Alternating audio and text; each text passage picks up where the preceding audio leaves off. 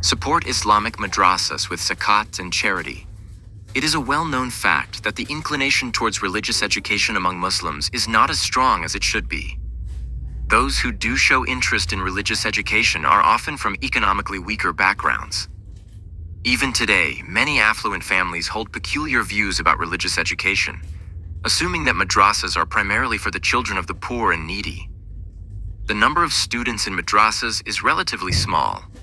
According to the Sashar Committee report, only 4% of children study in madrasas, and the majority of these students come from impoverished families. In such circumstances, we are left with two options. 1. Deprive madrasas of zakat, leaving the children of the poor to work in factories. 2. Provide zakat to madrasas so that the lower strata of society can fulfill their dream of educating their children. Our predecessors opted for the second path, and to this day, Islamic madrasas operate through zakat and donations.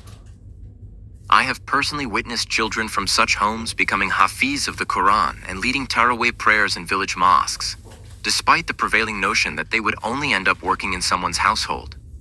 I have also seen students unable to afford even a small travel fare to return home during holidays.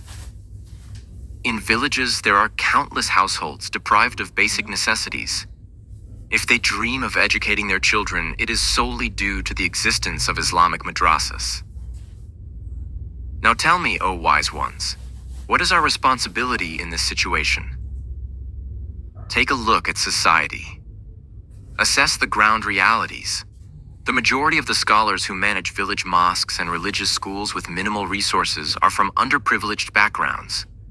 They are fully aware that the Ummah has entrusted them with zakat and donations, so that the light of Islamic education continues to shine in madrasas and schools. For just one moment, imagine what would have happened if our predecessors had not paved the way for zakat to support madrasas. How many of us would be scholar today? How many madrasas would still exist?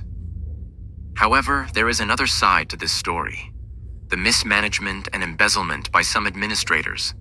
Such individuals should fear Allah and understand that every penny donated by the Ummah is an amana, trust, for which they will be held accountable on the Day of Judgment.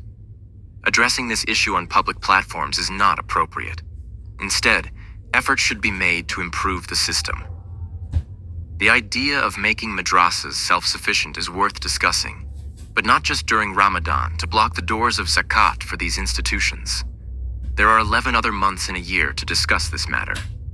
Moreover, mere discussions will not suffice. We must actively contribute to making madrasas self-reliant.